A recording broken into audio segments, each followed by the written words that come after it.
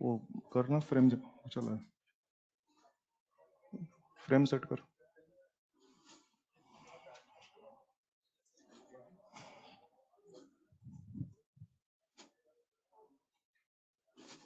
चलिए तो last class में हम लोग बातें कर रहे थे करंट करिंग सिस्टम्स के बारे में। 3 सिस्टम में आपको ऑलरेडी करवा चुका हूँ। पहला था स्ट्रेट वायर, दूसरा था आर्क और तीसरा था रिंग के बारे में। रिंग के बारे में भी सारी बातें हो गई और सभी प्रोफाइल इक्वेशन हो गए हैं। चलिए फोर्थ सिस्टम शुरू कर रहे हैं। Fourth system that is Helmholtz pair. Helmholtz pair ये बेसिकली सर्कुलर कॉइल का एक स्पेशल इंतजाम है। और इस स्पेशल इंतजाम की स्पेशलिटी क्या है कि इसमें जो दो कॉइल्स होती हैं उनके बीच में यूनिफॉर्म फील्ड बनता है। क्योंकि आप देखिए, मैं वो पिछले 2 3 4 दिनों से लगातार क्या पढ़ा रहा हूँ, मैग्नेटिक फील्ड के बारे में पढ़ा रहा हूँ। क्या पढ़ा रहा हूँ मैं आप लोगों को? बी के बारे में पढ़ा रहा हूँ ना। आप जानते हैं फील्ड 2 तरह का होता है, यूनिफॉर्म एंड नॉन यूनिफॉर्म। देखो यार, वायर पढ़ लिया, आर्क पढ़ लिया, मैग्नेट पढ़ लिया, पता है कैसा फील्ड दे रहा है, यूनिफॉर्म की नॉन यूनिफॉर्म? नॉन यूनिफॉर्म, क्योंकि अलग अलग डिस्टेंस फील्ड की वैल्यू अलग अलग होगी। यस, तो नॉन यूनिफॉर्म फील्ड देने वाले मेंबर्स हम लोग ऑलरेडी बहुत सारे पढ़ चुके हैं। मान लीजिए किसी साइंटिफिक पर्पस के लिए या किसी एक्सपेरिमेंट के लिए अगर हमें यूनिफॉर्म फील्ड की आवश्यकता है तो कोई ना कोई सिस्टम, कोई ना कोई व्यवस्था होनी चाहिए जो हमें यूनिफॉर्म फील्ड दे सके। तो ये पहला सिस्टम पढ़ने जा रहे हैं जिसकी स्पेशलिटी क्या है, ये फील्ड नहीं क्या देता है, ये यूनिफॉर्म फील्ड देता है। अब कैसे देगा जरा मैं आपको एक्सप्लेन करता हूँ। बेसिकली इसमें क्या है कि ये 2 सर्कुलर कोइल का स्पेशल इंतजाम है। स्पेशल इंतजाम क्या है, मैं थोड़ा वर्ड्स बोलता हूँ, फोटो बनाऊंगा। इसमें क्या बताया गया है कि 2 सर्कुलर कोइल्स इस तरह से पैरेलल हो, दोनों की रेडियस आर और आर हो और सेपरेशन भी आर हो। अगर दोनों में सेम करंट सेम डायरेक्शन में चलाएंगे तो दोनों के बीच वाली जगह में इसमें यूनिफॉर्म फील्ड बनेगा। क्यों बनेगा, कैसे बनेगा, डायग्राम से दिखाता हूँ। आइए, एक सर्कुलर कोइल, इसके पैरेलल एक और सर्कुलर कोइल, ये इसका सेंटर, ये इसका सेंटर, दोनों के सेंटर के बीच की दूरियां, ये दूरियां इस आर, ये रेडियस भी आर और ये रेडियस भी आर।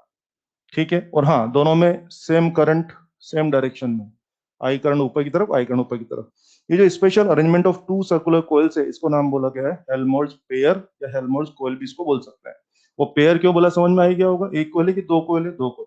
और आई थिंक इस इंतजाम को लर्न करना भी बहुत आसान है, मेमोराइज करना बहुत आसान है ना। क्या है, 2 सर्कुलर कोइल, रेडियस आर और सेपरेशन भी आर, दोनों में सेम करंट सेम डायरेक्शन में, दोनों में सेम करंट सेम डायरेक्शन में। इस इंतजाम को हमने क्या नाम दे दिया, हेल्महोल्ट्ज का नाम दे दिया। अब जो साइंटिस्ट थे हेल्महोल्ट्ज, जिन्होंने इस पे स्टडी किया, उन्होंने हिसाब लगे मुझे क्या बताया कि अगर आप ये इंतजाम कर देंगे तो दोनों कोयल के बीच का जो जगह है, ये जो स्पेस है, इस पर यूनिफॉर्म फील्ड बनेगा।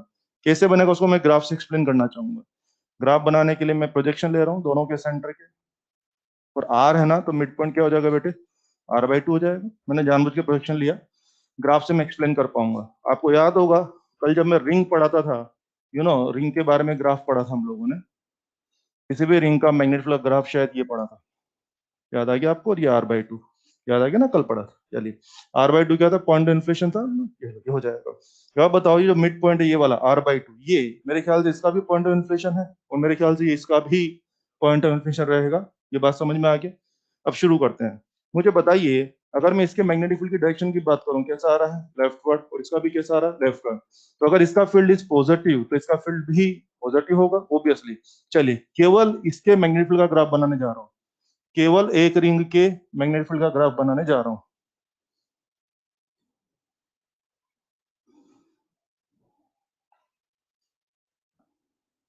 ये केवल क्या हो गया, पहली कोइल के मैग्नेटिक फील्ड का ग्राफ हो गया। मैं इसको B1 बोल देता हूँ, B1। आइए, अब केवल ये रहा इसका सेंटर, अब केवल इसका ग्राफ बनाने जा रहा हूँ। इसका ग्राफ बनाया पॉजिटिव में तो इसका ग्राफ भी बनेगा पॉजिटिव में, क्योंकि अगर ये मार रहा है लेफ्टवर्ड तो ये मारेगा लेफ्टवर्ड, अगर ये मारता राइटवर्ड तो ये भी मारता rightward, because both are having current in same direction. बिल्कुल सही बात है, पॉजिटिव में।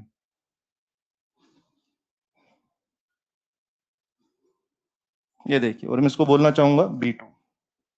आराम से नोटिस करिए, ये B1 क्या है, केवल कोयल 1 का मैग्नेटिक फील्ड हो गया। ये B2 क्या है, केवल कोयल 2 का मैग्नेटिक फील्ड हो गया। दोनों कोयल ने अपना अपना कंट्रीब्यूशन दे दिया है, ग्राफ कल पढ़ाई था हम लोगों ने। और मजे की बात यह है कि B1 भी पॉजिटिव है और B2 भी पॉजिटिव है। अब अगल बगल की बातें बंद करें, केवल दोनों रिंग्स के बीच में बात आ जाए, यहाँ पे आ जाए, केवल इन दोनों के बीच में, इन दोनों पॉइंट्स के बीच की बात कर रहे हैं। नोटिस करेंगे, अगर मैं ऑब्जर्वर यहाँ से यहाँ जाता हूँ तो क्या हो रहा है, B1 लगातार कम हो रहा है, कोई बात नहीं। क्या B2 लगातार बढ़ रहा है? यस। तो बताइए नेट फील्ड किसको मानेंगे, B1 B2 या सुपरपोजिशन? सुपरपोजिशन। दोनों पॉजिटिव पॉजिटिव क्या ऐड हो जाएंगे? यस। और ऐड हो जाएंगे तो अगर मैं इनको ऐड करता हूं तो पता है पूरे रास्ते में दोनों का जो एडिशन या सुपरपोजिशन या जो नेट फील्ड आता है वो कैसा आता है? ऑलमोस्ट कांस्टेंट आता है। ऑलमोस्ट कांस्टेंट कैसे? ये देखिए नेट फील्ड कुछ इस तरह से आता है, ये वाला, ये क्या है? बी नेट है। और आप देख सकते हैं अगर नेट फील्ड ये आता है, जरा सोचिए इस स्पेस के अंदर दोनों कोयल के बीच वाली जो स्पेस है उसके अंदर फील्ड इज वेरिएबल या कांस्टेंट? कांस्टेंट। इस पूरी जगह में फील्ड हमेशा यूनिफॉर्म हो गया, कांस्टेंट हो गया, वैल्यू वाइज भी कांस्टेंट, डायरेक्शन भी क्या होगी? यहाँ यहाँ यहाँ डायरेक्शन अलग, same same same same. Field is leftward and पूरी जगह में फील्ड इज ऑलमोस्ट कांस्टेंट। इसीलिए हम स्टेटमेंट देते हैं Helmholtz pair is the group of two coils जो कि हमें क्या प्रोवाइड करता है? यूनिफॉर्म फील्ड प्रोवाइड करता है। अब ये कांस्टेंट क्यों आया, मैं अपना मन से डेटा बना बना के आपको समझाता हूँ, सुनिए। अपने मन से बताना हो, ये रियल डेटा नहीं, जैसे एक फील देने का आइडिया। कम ऑन इधर आइए जरा। यहाँ पर मान लीजिए इसकी वैल्यू मान लीजिए 5.5, ऐसे बोल रहा हूँ। B1 की वैल्यू कितनी मान लीजिए? 5.5, और इसकी वैल्यू 1। क्या बताएंगे 5.5 और 1 मिलकर कितना बनेंगे? यस 6.5 या 4.5? 6.5 पता लग रहा है ना? सॉरी, 5.5 और 1 का सुपरपोजिशन क्या हो जाएगा? 6.5। या फिर यूं कर लेते हैं, मान लीजिए 5 और ये 0.5 यूं कर लेते हैं। वाह, ये 5 और 0.5 दोनों मिल क्या बनेंगे? 5 या 5.5? 5.5 के इसके ऊपर जाएगा ना। जब मैं इधर जा रहा तो मान लीजिए 5 की जगह 4.5 रह गया, लेकिन तब तक ये 0.5 की जगह 1 हो चुका है। तो कोई बात नहीं, 4.5 और 1 का सुपरपोजिशन वापस क्या बनेगा? 5.5। मैं और उधर गया, मान लीजिए 3 रह गया, तब तक वो 2.5 हो चुका है। तो कहने का मतलब क्या हो गया? दो चीजों के जोड़ से नेट आ रहा है।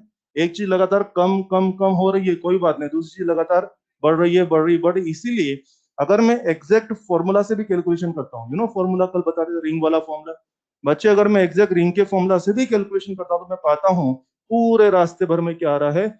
ऑलमोस्ट कांस्टेंट फील्ड आ रहा है। इसलिए हम बोल सकते हैं हेल्महोल्ट्ज पेयर के बीच में क्या मिलता है? Uniform field. So this is what, this is uniform field, और यही इसकी खास बात है, लिख सकते हैं।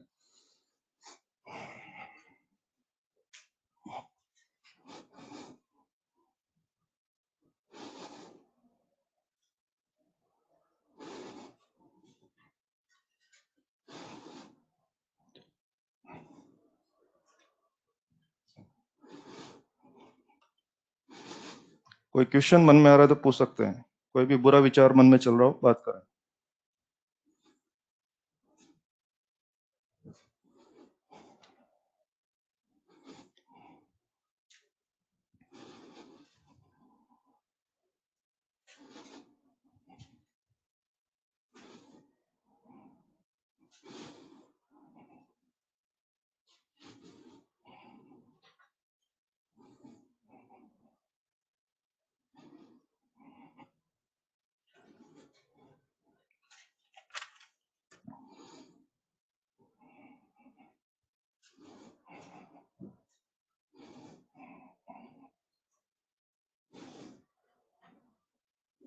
जल्दी बनाए, जल्दी से बना लें, एकदम आसान है। तो ये अपना फोर्स सिस्टम हो गया।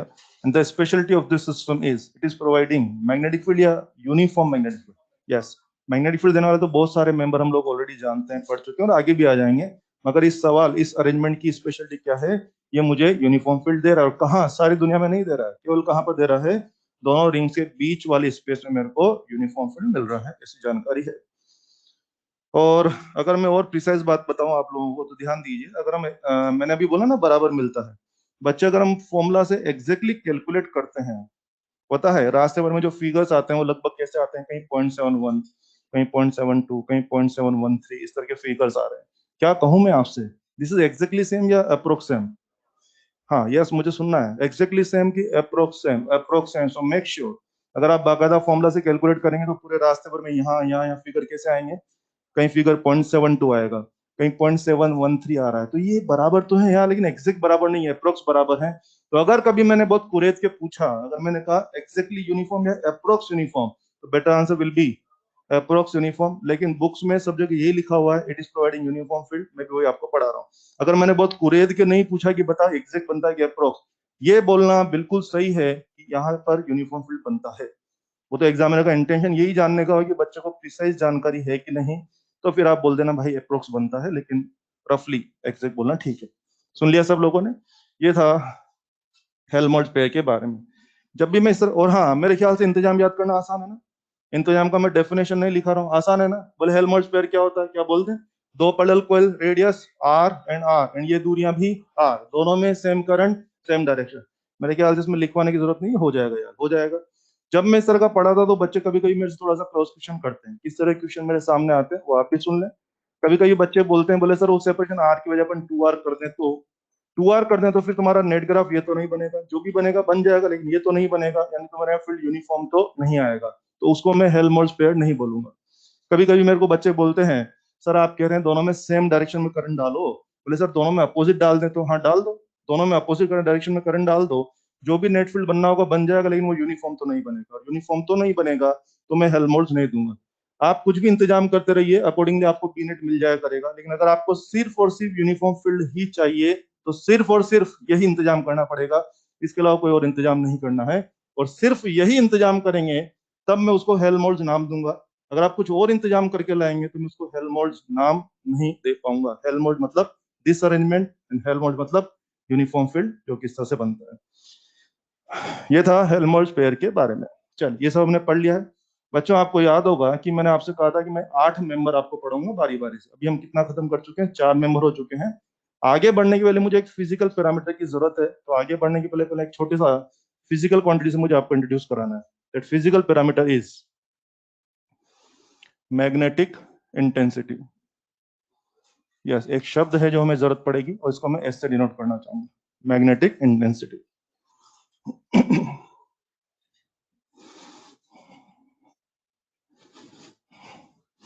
इस चैप्टर में हमें इसकी जरूरत पड़ेगी, कभी कभी जरूरत पड़ेगी, लेकिन सीखना पड़ेगा। आइए, एक टर्म होता है मैग्नेटिक इंटेंसिटी, बोले तो एच। आपको याद है आज तक मैं मैग्नेटिक फील्ड को किससे दिखा रहा था, बी से दिखा रहा था। अब अचानक ये एच नाम की कोई नई चीज आ गई है, उसका नाम शायद मैग्नेटिक फील्ड हुआ करता था और इसका नाम शायद मैग्नेटिक इंटेंसिटी हो रहा है। मुझे आपसे कहना है कि दोनों भाई भाई हैं। दोनों भाई भाई कैसे हैं, दोनों ही मैग्नेटिक फील्ड को दिखाने के तरीके हैं, बस दोनों में थोड़ा थोड़ा फर्क है, नाम का फर्क है, दोनों के सिंबल का फर्क है, दोनों के यूनिट्स का फर्क है, मगर अल्टीमेटली दोनों ही मैग्नेटिज्म को रिप्रेजेंट करने का, मैग्नेट के असर को रिप्रेजेंट करने का ही तरीका है, और दोनों में हल्का सा अंतर है। तो जरा मैं बता दूं आपको क्या है magnetic intensity. H, H basically क्या है, बी और म्यू का रेशियो बना देंगे तो क्या बन जाता है, एच बनता है, यानी कि H simply B by mu, ये हो जाएगा। अब इसमें ध्यान ये रखने वाली बात है कि अगर बी मीडियम का लें तो म्यू भी मीडियम का लें, और अगर बी वैक्यूम का लें तो फिर म्यू भी किसका लेना है, वैक्यूम का लेना है। एक बात। दूसरी बात, यानी कि बी के बारे में तो हम पढ़ ही रहे हैं ना, कभी अगर हमें एच की जरूरत पड़े तो क्या करना है, बी में म्यू का डिवाइड करें तो क्या बन जाएगा, एच बन जाएगा। अभी मैं एकदम इजी कर दूंगा, डोंट वरी, अभी मुझे बोलने दो, अभी सब इजी हो जाएगा, ठीक है। एच कैसे बनाते हैं, बी में म्यू का डिवाइड करना, फर्क इतना ध्यान रखना, अगर बी मीडियम का है तो म्यू भी मीडियम का लें, और बी वैक्यूम का है तो म्यू भी वैक्यूम का, ऐसा करना पड़ेगा। दूसरी बात, क्या लग रहा है आपको, एच को क्या होना चाहिए, स्केलर होना चाहिए कि वेक्टर होना चाहिए, vector, obviously vector upon scalar, इसको भी वेक्टर होना पड़ेगा। ओके, जब भी आप एच के बारे में बात करें तो यूनिट्स की जरूरत पड़ेगी आपको, यूनिट्स ध्यान दें। इसका एम के यूनिट होता है बेटे एम्पियर पर मीटर, यस, और इसका सीजीएस यूनिट होता है ओर्स्टेड। ये नाम कुछ सुना हुआ सा लग रहा है, ओर्स्टेड। क्या इसी ने बोला था कि करंट की वजह से माहौल बनता है, क्या इसी की वजह से एक चैप्टर पढ़ना पड़ रहा है हम लोगों को, यही है वो, इसी की वजह से एक चैप्टर पढ़ना पड़ रहा है, ठीक है, कोई बात नहीं, याद रखो। तो एच का एम के यूनिट क्या है, एम्पियर पर मीटर, और सीजीएस क्या है, ओर्स्टेड। रिलेशन भी याद करें, 1 ampere per metre that is 4 × 10⁻³ Oersted. अगर मैं ये पढ़ा रहा हूँ तो कहीं ना कहीं काम आने वाला है, इसलिए पढ़ा रहे हैं, अगर ये यूजफुल नहीं होता तो नहीं पढ़ाता मैं, ठीक है।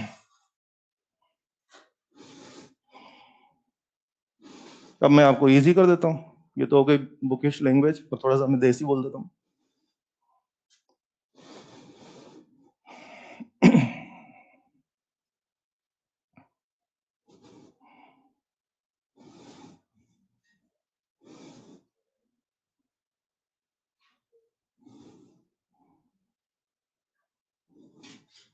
चलिए सुनिए, मैं कहना चाह रहा हूँ, ठीक है, मुझे एच पढ़ाना है इसलिए पढ़ा रहा हूँ मैं, मुझे आपसे कहना है बी और एच दोनों क्या है, भाई भाई हैं। भाई भाई इन द सेंस दोनों ही मैग्नेटिज्म को रिप्रेजेंट करने का, मैग्नेट के असर को रिप्रेजेंट करने का तरीका है, बस दोनों के यूनिट्स डिफरेंट है, ठीक है, दोनों के सिंबल वगैरह अलग हैं। इसको आप यूं समझिए, फील यूं करिए, जैसे मान लीजिए पेन है, ये पेन है, मैं आज आपसे कह रहा हूँ कि इस पेन की लेंथ है मान लीजिए कुछ भी 30 सेंटीमीटर, या मैं बोल रहा हूँ इसकी पेन की लेंथ है 10 सेंटीमीटर। मैंने आपसे कहा कि इस पेन की लेंथ है 10 सेंटीमीटर, और आपने मुझे बताया कि सर हमारे हिसाब से पेन की लेंथ है 0.1 मीटर। आई थिंक दोनों की बात सही है। फिर सुन लीजिए, मैंने आपसे कहा इस पेन की लेंथ है 10 सेंटीमीटर और आपने मुझे बोला कि सर मैंने मेजर किया, इस पेन की लेंथ आ रही है 0.1 मीटर। मेरे ख्याल से मैं और आप शायद एक ही चीज को डिस्कस कर रहे हैं, पहली बात। दूसरी बात, मेरी बात भी अपनी जगह सही है और आपकी बात भी अपनी जगह सही है, बस मैं अपनी बात को सेंटीमीटर में रिप्रेजेंट कर रहा हूँ और आप अपनी बात को मीटर में रिप्रेजेंट कर रहे हैं, लेकिन अल्टीमेटली दोनों की बात बिल्कुल सही है। मैं 10 सेंटीमीटर बोल दिया और आप क्या बोल दिए, 0.1 मीटर। और मैं भी इसी पेन की लेंथ के बारे में डिस्कशन कर रहा हूँ और आप भी इसी पेन की लेंथ के बारे में डिस्कशन कर रहे हैं। तो फर्क किस बात का, क्या यूनिट्स का फर्क हो रहा है एक तरह से? यस, प्रेजेंटेशन का फर्क हो रहा है। बिल्कुल ऐसा फील दिमाग में रखिए कि बी और एच दोनों मैग्नेटिज्म को रिप्रेजेंट करने के ही तरीके हैं। बस बात अगर टेस्ला या गोस में होती तो वो बी होता है, कम ऑन। बात अगर टेस्ला या गोस में होती तो कौन होता है, बी होता है। और मैग्नेटिज्म को अगर मैं रिप्रेजेंट कर जाऊं एम्पियर पर मीटर या ओरस्टेड में तो कौन होगा, एच होगा। और क्या बी से एच बनाना या एच से बी बनाना सीख लिया हम लोगों ने? कभी बी दे दूंगा तो एच पूछ लूंगा, कभी एच दे दूंगा तो बी पूछ लूंगा। तो बच्चों को यहाँ से मैनेज करना है, कर लेंगे हम लोग। क्या फील समझ में आ गया सब लोगों को? बी और एच क्या है, दोनों ही भाई भाई हैं, दोनों ही मैग्नेटिज्म को रिप्रेजेंट करने के तरीके हैं। एक फर्क तो ये हो गया कि यूनिट का फर्क है। और फील करिए, और पता है नाम में भी कुछ नहीं रखा है। आप ये सोच के मत बैठना कि मैं मैग्नेटिक फील्ड बोलूंगा तो वो हमेशा बी होगा, या मैं मैग्नेटिक इंटेंसिटी बोलूंगा तो हमेशा एच होगा। ऐसा गलत फहमी मत पालिए, कहीं ना कहीं फंस जाएंगे। कंफर्मेशन किससे होगा, हमेशा यूनिट से होगा। यस, मैं बोलता हूँ इस रूम में मैग्नेटिक फील्ड है 20 टेस्ला, कौन क्या है ये, बी या एच? बी है। इस रूम में मैग्नेटिक फील्ड है 12 एम्पियर पर मीटर, कमान कमान 12 एम्पियर पर मीटर। यस, और आप देख रहे हैं मैंने शब्द क्या बोला, मैग्नेटिक फील्ड है 12 एम्पियर। मैग्नेटिक फील्ड सुनते बच्चा तुरंत कहां पहुंच जाता है, बी के पास पहुंच जाता है। अरे यूनिट्स देखना शुरू करिए, 12 एम्पियर पर मीटर सुनते आपकी बत्ती जलनी चाहिए कि मामला किसका हो गया है, एच का हो गया है। सुन लिया समझ? तो आज के बाद मैग्नेटिक फील्ड शब्द सुनते ही तुरंत बी की तरफ मत जाए, फंस जाएंगे कोई ना कोई सवाल में। आज के बाद आपकी पहली नजर किस पे जानी चाहिए कि यार यूनिट्स क्या है। ऑफ कोर्स बातें टेस्ला या गॉस में है तो वो बी के बारे में बात हो रही है, और ऑफ कोर्स बात अगर एम्पी पर मीटर में तो वो एच के बारे में बात हो रही है। कभी बी मिल जाए तो जरूरत पड़ने पे एच बना सकते हैं, और कभी एच मिल जाए तो जरूरत पड़ने पे क्या बी बना सकते हैं, वो हो जाएगा। इस तरह से आपने काम करना है। बी और एच का एक मोटा मोटा अंतर तो ये बता दिया। बी और एच का एक और अंतर बताने के लिए छोटा सवाल लेता हूँ, उससे आपको और अच्छे समझ में आएगा। जैसे मान लीजिए मेरे पास दो एनआरआई है, एक सवाल लेता हूँ, अभी मेरी बात समझ में आ जाएगी। ये लीजिए, हाँ जी, ये भी एनआरआई है, एनआरआई, और ये भी एनआरआई। दो एनआरआई मेरे पास है बच्चे, ठीक है। और इस एनआरआई में बीच में क्या है, एयर है, ये सेंटर। और इसमें मान लीजिए बीच में मैंने कोई मसाला भर दिया, म्यू आर, ठीक है। तो ये कौन है, एनआरआई या masala NRI? Masala. This is plain NRI and this is masala NRI. I, आपने मुझे बोला कि भाई इसके सेंटर बी लिख सकता है क्या? यस, बी वैक्यूम बोल दूं क्या इसको? सेंटर बी कितना लिखा जाएगा, mu not N I by 2 आर। मैंने कहा यार इसके सेंटर बी लिख सकता है क्या? यस, दिस बी, क्या medium, this will be mu not mu R N I by 2 R. मानते हैं आप लोग? यस। क्या इसको मैं और अच्छे से लिखूं क्या, mu N I upon 2 R लिख दूं मैं? यस। मुझे बताइए बी वैक्यूम और बी मीडियम सेम आएगा कि अलग? अलग आएगा। वेरी गुड, बिल्कुल सही बोल रहे हैं, अलग आएगा, बिल्कुल सही बात है। ओके, और आइए, आपने मुझे बोला कि भाई तो इसमें एच लिख दे यार, इस वाले केस में एच लिख दे। एच क्या होता है बेटे, B vacuum upon mu vacuum.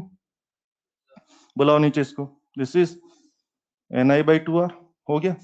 उधर आइए, एच मीडियम, ये एच वैक्यूम बोल दूं मैं इसको थोड़ा सा, कमा एच मीडियम, कमा क्या होगा, B medium upon mu medium. और म्यू मीडियम कौन है, क्या म्यू? म्यू आर तो रिलेटिव परमेबिलिटी था, मीडियम का म्यू कौन है, म्यू, ठीक है।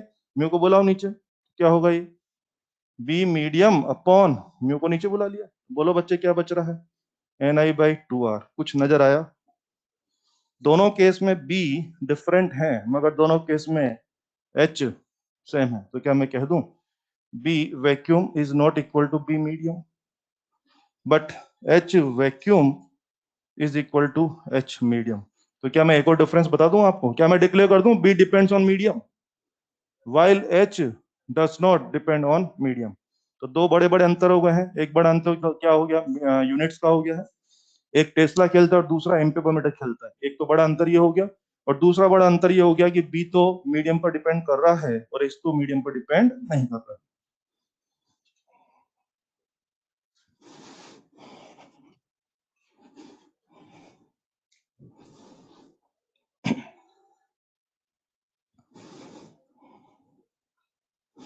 कोई बात पूछें तो पूछें, कुछ कंफ्यूजन किसी भी तरह का, कोई भी क्रॉस क्वेश्चन आ रहा हो दिमाग में पूछें।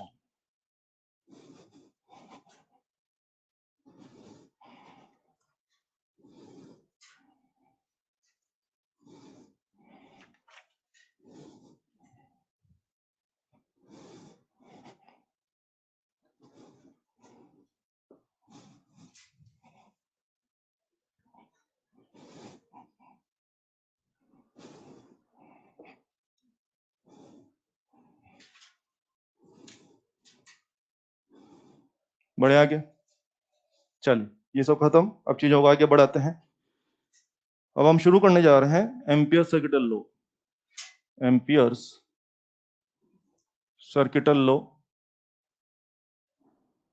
इसको प्यार से कहेंगे ACL, amperes circuital law, ACL.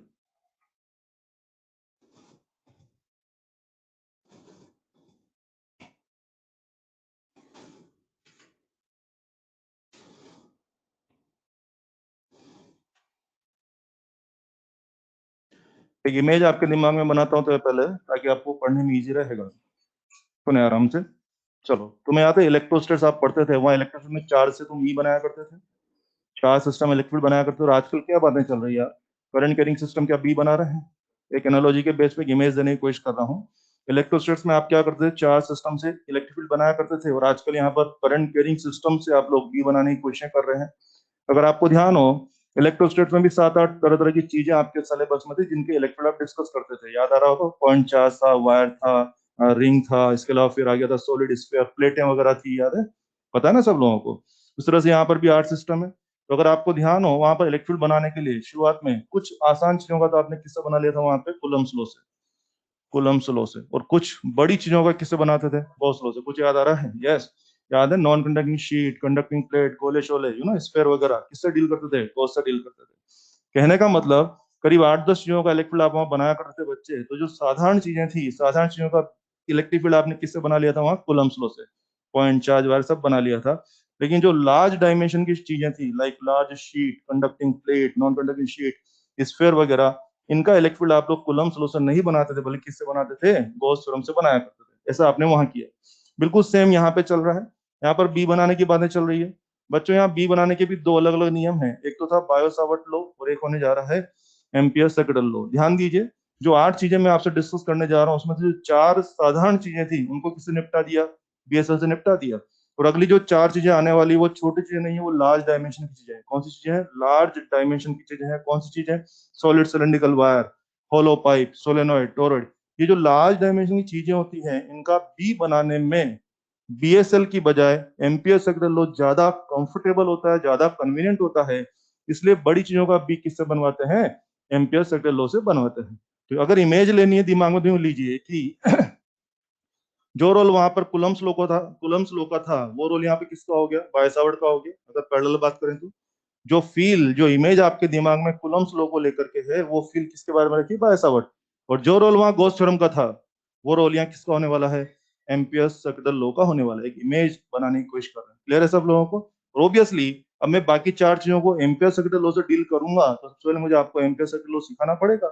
इसलिए शुरुआत करने जा रहे हैं एम्पियर सर्किटल लॉ के बारे में। तो यूं समझ लीजिए कि जो बिहेवियर, जो स्टाइल, जो पैटर्न, जो तरीका गॉस थ्योरम का वहां पे होता था, लगभग काफी कुछ वैसा ही सब कुछ आज किसके बारे में जा रहा है? एम्पियर्स लॉ के बारे में होने जा रहा है। इसका स्टेटमेंट तो लिखवाऊंगा नहीं, डायरेक्ट बात करते हैं। क्या लिखते हैं इसको हम लोग? ये देखिए, बी डॉट डी एल, अभी बोल दूंगा मैं क्या है इसमें।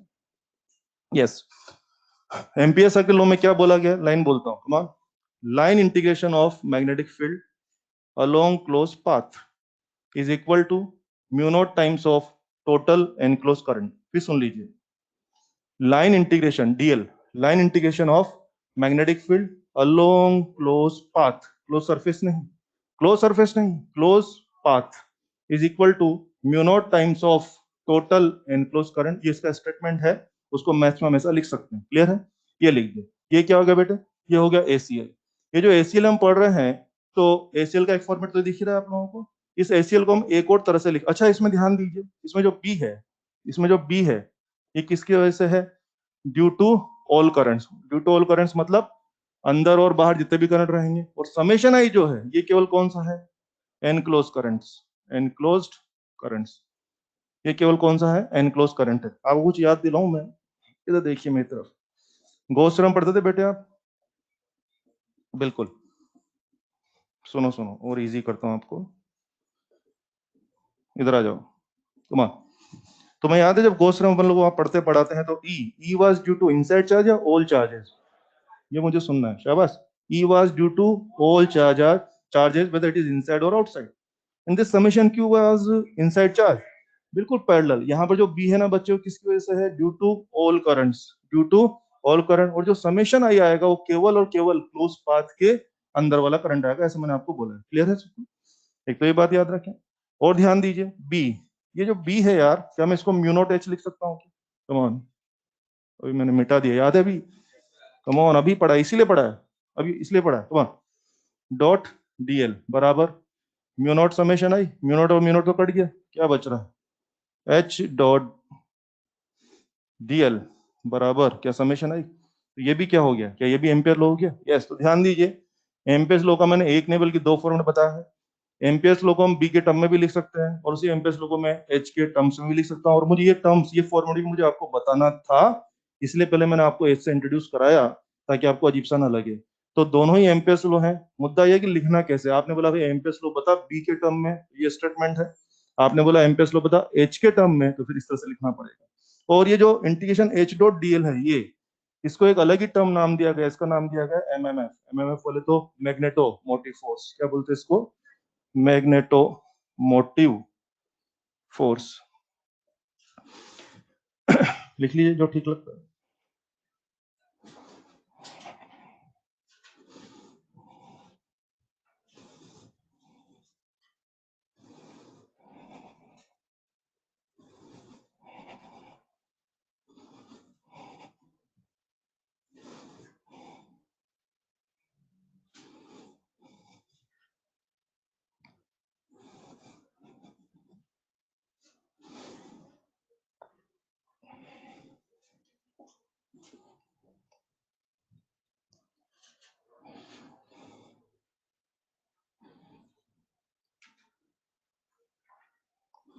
आप लोगों ने इलेक्ट्रोमोटिव फोर्स बहुत सुना होगा, ईएमएफ, इलेक्ट्रोमोटिव फोर्स, उसका यूनिट शायद वोल्ट होता था यार।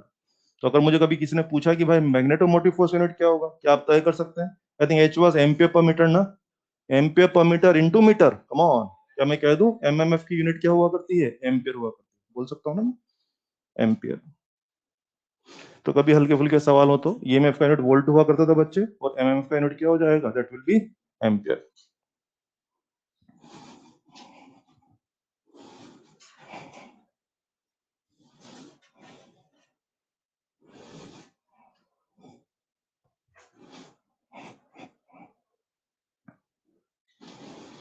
चलिए, ये था एम्पियर्स लॉ का बेसिक फॉर्मेट।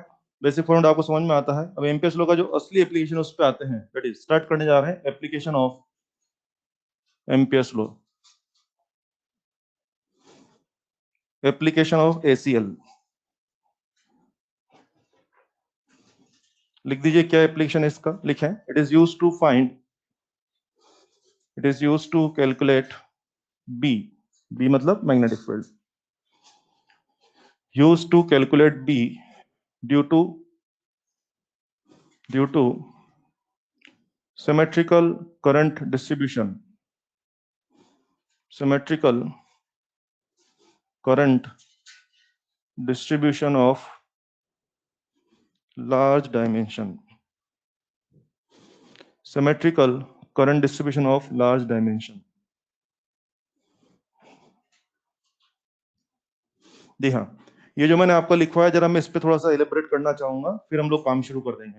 ये देखिए बच्चों, क्या ये एसीएल है? क्या हमारा एसीएल? ये रहा एसीएल। मैं यहाँ पर जानबूझ करके कुलम, सॉरी, गॉस थ्योरम लिख रहा हूँ, कुछ बात करनी मुझे आपसे, फिर हम लोग काम करना शुरू कर देंगे। आइए, ये रहा आपका गॉस थ्योरम इन इलेक्ट्रोस्टैट्स, और ये रहा आपका ACL in magnetic effect of current. ये रहा। मैं बोल रहा दोनों बिल्कुल पैरेलल से हैं, दोनों बिल्कुल पैरेलल से काम करेंगे, बिल्कुल।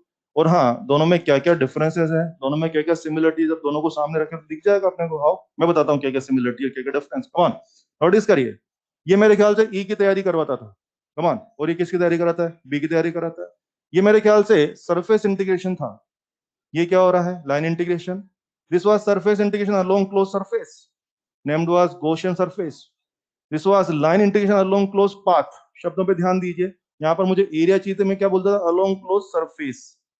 यहाँ पर मुझे एरिया नहीं चाहिए, क्या चाहिए? Area, length, length. That's why we are saying along close path. फिर सुन लीजिए, this was surface integration, this is line integration. This was along close surface, this is along close path, and that closed surface was Gaussian surface. This closed path will be Amperian path. That will be Amperian loop या Amperian path. Okay. वो कुल घेरे हुए charge की बातें करता था, ये कुल घेरे हुए करंट की बात कर रहा है। वो शायद एप्सिलॉन एप्सिलॉन चिल्लाता था, क्या ये म्याऊ म्याऊ चिल्ला रहा है? पता लग रहा है सब लोगों को? बोलो, क्या दोनों में काफी पता लग रहा है? तो सेम सेम भी है, डिफरेंस भी है। फिर देख लीजिए आराम से, ये रहा आपका ACL, ये रहा आपका गॉस थ्योरम। और मुझे लगता है कि दोनों चैप्टर में अगर हम बात करें, दोनों का काम बिल्कुल पैरेलल सा है। वो मुझे बी की तैयारी करवाने वाला है, ये मुझे ई की तैयारी कराता था। वो लाइन इंटीग्रेशन खेलता है, ये सरफेस इंटीग्रेशन खेलता है। That was along closed path, this along closed surface, that was along Empyrean path, this is along Gaussian surface। वो कुल घेरे हुए करंट की बात कर रहा है, ये कुल घेरे हुए चार्ज की बात करता था। ये एप्सिलॉन एप्सिलॉन चिल्लाता था, और वो मैं चिल्ला रहा है। पता लग रहा है आपको? यस। और सबसे अच्छी बात, सबसे सुंदर बात, ये मुझे ई की तैयारी करता था। किसकी? हर चीज की नहीं। क्या ये केवल लार्ज डायमेंशन के सिस्टम पे काम करता था? यस। आपने पढ़ा होगा, it was used to find electric field due to symmetrical current distribution of large dimension. Symmetrical, sorry sorry sorry, symmetrical charge distribution of large dimension. उस तरह से ये भी छोटी मोटी चीज में हाथ नहीं डालता, ये भी क्या बोल रहा है? Symmetrical current distribution of large dimension. सुन लिया सब लोगों ने? यानी कि ये दोनों बहुत ही महान लोग हैं, ये साधारण छोटी मोटी चीजों पे हाथ नहीं डालते। क्या चाहिए? लार्ज साइज जो चीजें होंगी, जो बड़े साइज की जो चीजें होंगी, उनका ई या उनका बी बनाने में काम में आते हैं। सुन लिया सब लोगों ने? तो आप देख रहे हैं कि अभी हम जो बी बना रहे थे पिछले 1-2 दिनों से, छोटी मोटी चीजों का बी किससे बनवा लिया? बाय-सावर्ट लॉ से। अब आती है लार्ज डायमेंशन की चीजें, तो उनका बी किससे बनवाने जा रहा है?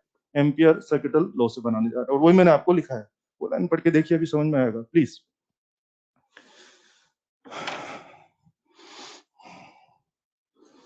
वो लाइन समझ में आया अभी? चलिए, इस क्रम को बढ़ाते हुए मैं आपको यहाँ पर 5 सिस्टम पढ़ाऊंगा बारी बारी से। एक सिस्टम है इनफाइनाइट वायर या लॉन्ग वायर, इनफाइनाइट वायर या लॉन्ग वायर। ये देखिए बच्चों, ये कोई इनफाइनाइट करंट कैरिंग वायर है, आई करंट। और ये देखो डैश डैश डैश, और ये भी डैश डैश डैश। बोलो क्या वायर है? फाइनाइट वायर या इनफाइनाइट वायर? Infinite wire. और आपने मेरे से कहा कि भाई ऐसा कर, यहाँ पर बी बता, यहाँ कितना है। एक लॉन्ग वायर है, आई करंट चल रहा है, और उससे आर दूर पर आपने मेरे को बोला कि भाई तू यहाँ बी बता। यार इस तरह का फॉर्मूला तो शायद ऑलरेडी हम जानते हैं, mu not I upon 2 pi R. वो फॉर्मूला आप जानते हैं, वहां पे आप लोगों ने जो BSL का जो फॉर्मूला था ना फाइनाइट वायर का, वो किससे बना था? बाय-सावर्ट लॉ से। फिर उसमें एंगल एंगल सेट करके हम मैंने आपको वहीं पे डायरेक्ट फॉर्मूला बता दिया था। लेकिन अगर एक्चुअल में लॉन्ग वायर के बी के फॉर्मूला का डेरिवेशन करना हो, तो लॉन्ग वायर है, ये कौन सा वायर है? Long wire. इसका आंसर कौन देगा? बाय-सावर्ट लॉ या ACL? ACL क्यों देगा? Long wire. ACL किस में डील करता है? छोटी चीजें हैं, लार्ज डायमेंशन का। तो इसका काम कौन करने वाला है? ACL करने वाला है। इसका आंसर डेफिनेटली वही है जो आप जानते हैं, mu not I upon 2 pi R ही है। लेकिन ACL सवालों में लगाते कैसे हैं वो सब मुझे आपको आइडिया देना है, इसलिए मैं इसका हिसाब करने जा रहा हूँ। क्योंकि कभी कभी टेढ़े मेढ़े सवाल एग्जाम में आ जाए तो मैनेजमेंट आना चाहिए। आओ, तुमने बोला भाई यहाँ पे बी बता। बी बताना, ये काम मैं किससे करना चाह रहा हूँ? ACL से। ध्यान दीजिए, ACL करंट कैरिंग सिस्टम पे अप्लाई नहीं होता है, बल्कि उसको घेरने वाले क्लोज पाथ पे अप्लाई होता है। ये कुछ वैसा नहीं हो गया। वहां पे गॉस थ्योरम क्या चार्ज सिस्टम पे लगता था क्या? नेवर। क्या वो हमेशा चार्ज सिस्टम को घेरने वाले क्लोज सरफेस पे लगा करता था? यस। तो जिस तरह गॉस थ्योरम हमेशा क्लोज सरफेस पे लगता था, चार्ज बॉडी पे नहीं लगता था, इस तरह से ये जो एम्पियर्स लॉ, ये भी करंट कैरिंग सिस्टम पे नहीं लगता है, उसको घेरने वाले क्लोज सरफेस या क्लोज पाथ।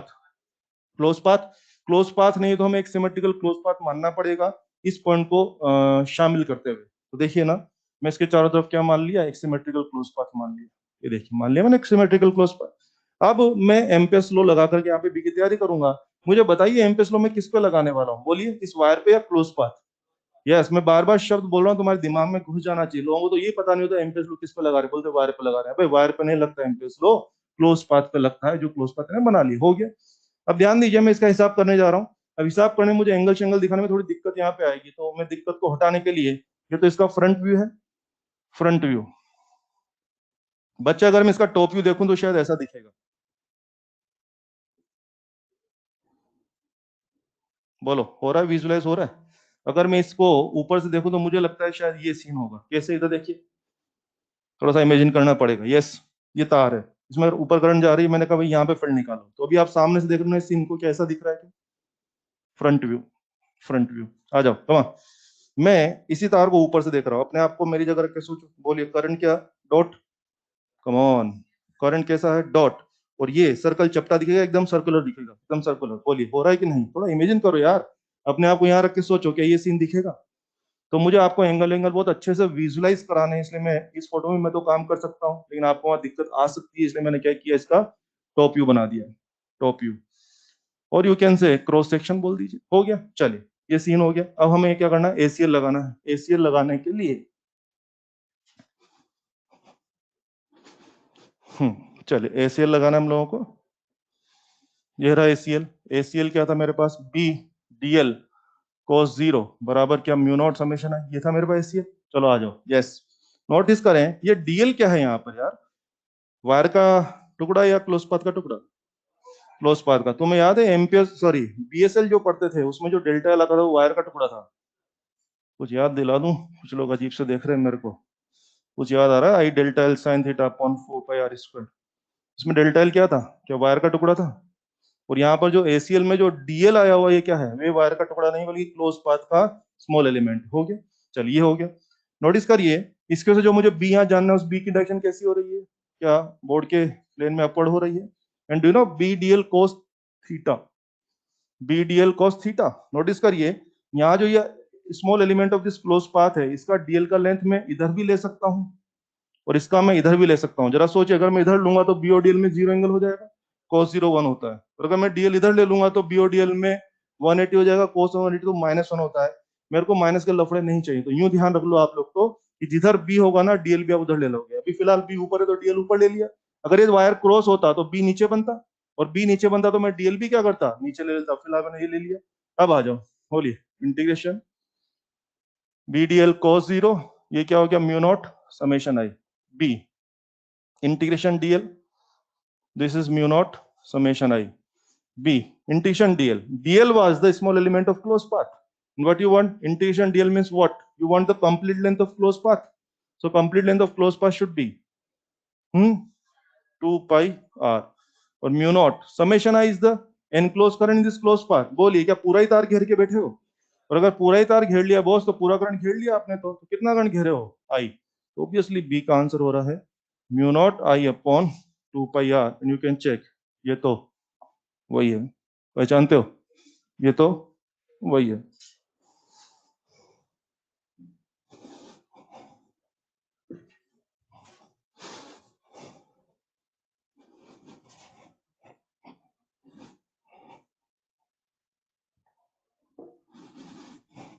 ये पहला मेंबर था जो कि आपके लिए नया मेंबर नहीं है, इसका तो ऑलरेडी आप जानते हैं। जस्ट एक एसीएल का आइडिया देने के लिए मैंने इसको बना के बताया। नया मेंबर तो अब शुरू होता है।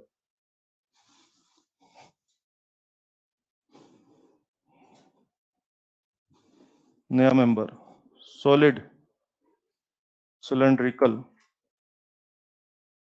Wire, yes.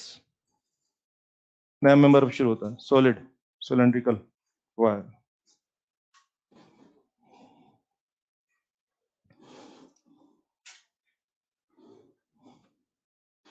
क्या मतलब है,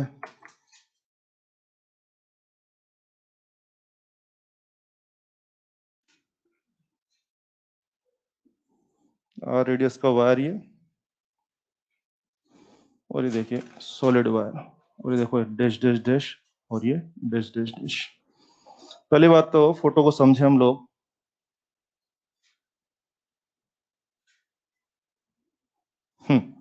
क्या क्या दिख रहा है बच्चों को, सबसे पहले बताइए कैसा दिख रहा है। सॉलिड वायर मैंने डैशिंग किया, इसका शेडिंग कर लिया मैंने, क्या हो गया, सॉलिड वायर हो गया। कैसा वायर लग रहा है, पतला तार या मोटा तार, मोटा तार। I think this wire is having radius R. और बहुत अगर इस वायर में मैं रेडियस कंसीडर कर रहा हूँ तो कैसा तार है, पतला तार कि मोटा तार, मोटा तार। सुनो ना, आज तक तो बोलता एक तार, तार सुनते आपके दिमाग में ये इमेज आती है ना। ये सब कौन से तार थे, पतला तार, मतलब जिसमें हम लोग रेडियस कंसीडर नहीं करते थे। आज पहली बार पतला तार की मोटा तार, मोटा तार, और you can say wire having some radius, wire having some radius capital R. इसको हम डील करने जा रहे हैं। और जरा फिर देखिए सारी बातें। एक कैपिटल आर रेडियस का वायर है जो कि सॉलिड वायर है, यानी सिलेंड्रिकल शेप का हो गया। इस वायर में करंट चल रही है, और हाँ कैसा तार है, छोटा तार या long wire, long wire no, dash dash दिखा रखा है। बोलिए कैसा तार है, long wire, you know large dimension, yes. और इसमें अगर मैं कह रहा हूँ करंट चल रही है तो इसमें करंट दो ही तरह से चल सकती है। ये रहा मोटा तार, कम ऑन, क्या इसको मोटा तार मान सकते हैं, मोटा तार, मोटा तार, कम ऑन। इसमें करंट दो ही तरह से चल सकती है, या तो यूं करके यूं ऊपर चढ़ रही होगी, या फिर यूं करके यूं नीचे आ रही होगी। चलो मैंने मान लिया कि मेरे वायर में करंट यूं करके यूं ऊपर चढ़ रही है, दिख रहा है सब लोगों को, इस वायर में करंट यूं ऊपर करके यूं चढ़ रही है, ये मैंने मान लिया, ठीक है। अब मुझे इसकी वजह से चार जगह पर मैग्नेटिक फील्ड डिस्कस करना है। चार जगह बोले तो आउटसाइड, सरफेस, इनसाइड और सेंटर। फिर वही बात है, मैं सारा हिसाब आपको बताऊंगा। अगर मैं इसका क्रॉस सेक्शन आपको दिखाता हूँ, ये तो फ्रंट व्यू हो गया। अगर इसका क्रॉस सेक्शन बोलेंगे तो इसका क्रॉस सेक्शन कैसा दिखना चाहिए बोलिए, पॉइंट या डिस्क, ये इसका एक्सिस हो जाएगा। हो रहा है विजुलाइज, अगर आप अपने आप को यहाँ रख के देखिए, बोलिए ये इसका सेंटर एक्सिस हो जाएगा, और ये सॉलिड है तो ये हो जाएगा। और आई करंट या डॉट, ये वायर को अभी आप सामने से देख रहे थे, ये फ्रंट व्यू, ये फ्रंट व्यू। अब सोचो अगर आप इसको यूं देखोगे ऊपर से, तो बोलिए क्या ये दिखेगा या ये दिखेगा, डिस्क दिखेगा? और बोलिए करंट क्या बाहर आता हुआ दिखेगा? तो कुल मिला के सीन यूं है कि आई करंट वाला वायर है, और इसमें लॉन्ग वायर में करंट यूं करके यूं आपकी तरफ आ रहा है, दिख रहा है सब लोगों को? ये कैसा वायर है? लॉन्ग वायर, और आई करंट यूं करके यूं आपकी तरफ आ रहा है, पता लग रहा है सबको? ये सीन है। अब इसकी वजह से हमें फील्ड जानना है, और 4 जगह जानना है। अब जो फील्ड हमें जानना है, सारे फॉर्मूलाज की बात कर लेते हैं, आइए। चलिए मान लेते हैं आउटसाइड जानना है। कहाँ जानना है? आउटसाइड।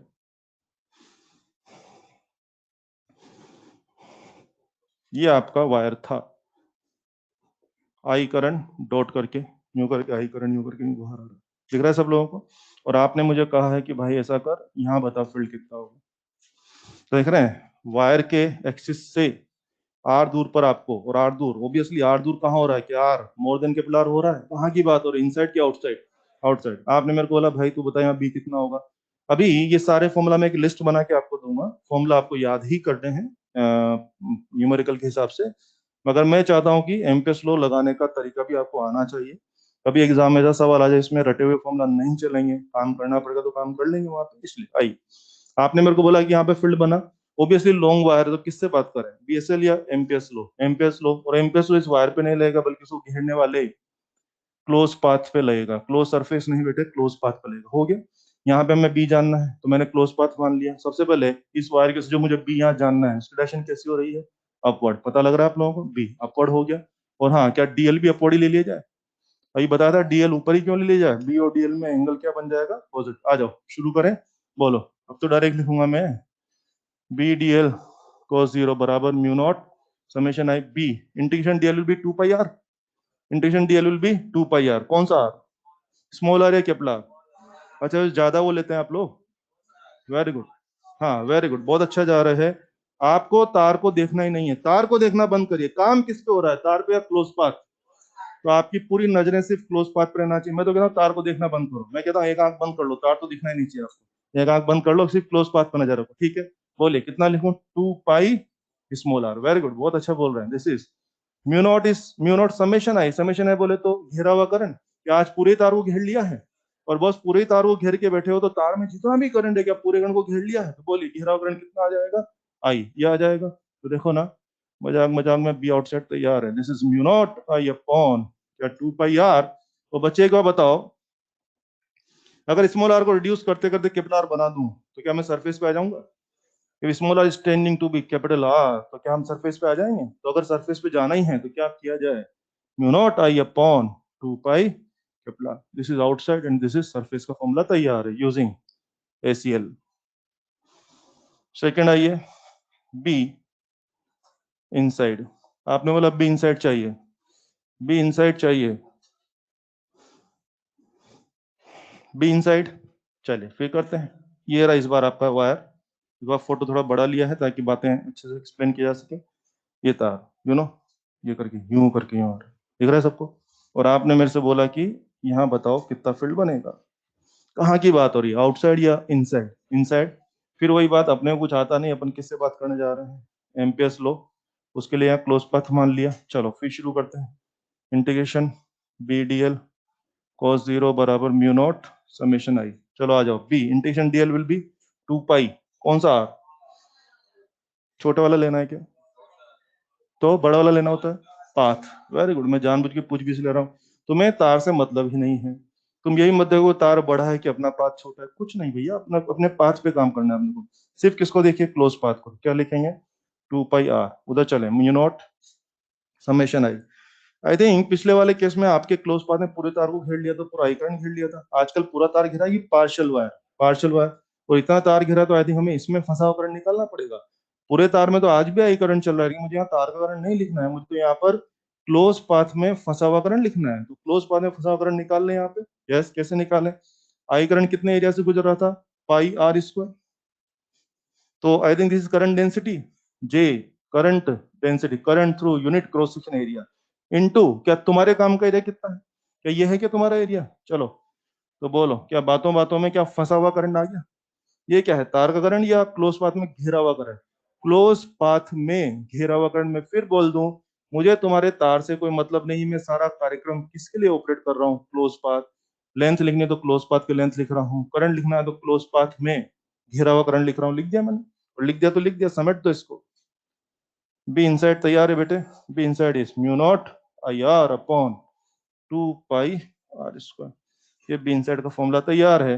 और एक बात है ना, स्मॉल आर को अगर रिड्यूस करते करते जीरो कर दें तो बोलो क्या सेंटर पे आ जाएंगे, एक्सिस पे आ जाएंगे? तो रख दो स्मॉल आर जीरो इसमें, तो क्या बी एक्सिस जीरो मिल जाएगा? बी एक्सिस कितना मिल गया? जीरो मिल जाएगा।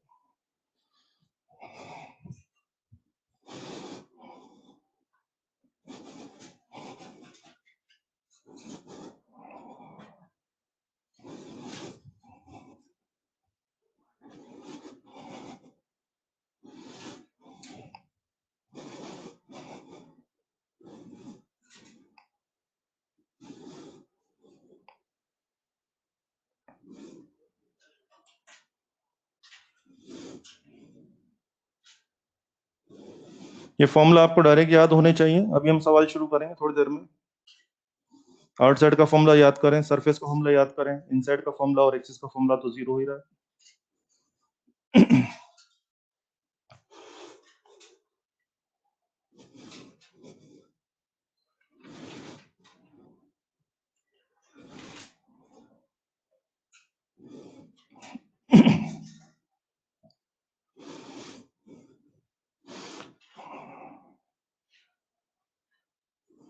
और अब आगे बढ़ने के पहले थोड़ा सा मेरी बातों को सुने। मैं चाहता हूं कि जहां पर डायरेक्ट आंसर देना संभव है आप डायरेक्ट आंसर दें, ठीक है, बिना पेन चलाए। मैं कुछ और ब्रीफिंग करूंगा एक बार, फिर हम आगे बढ़ेंगे इसके बाद। सबने लिख दिया ये?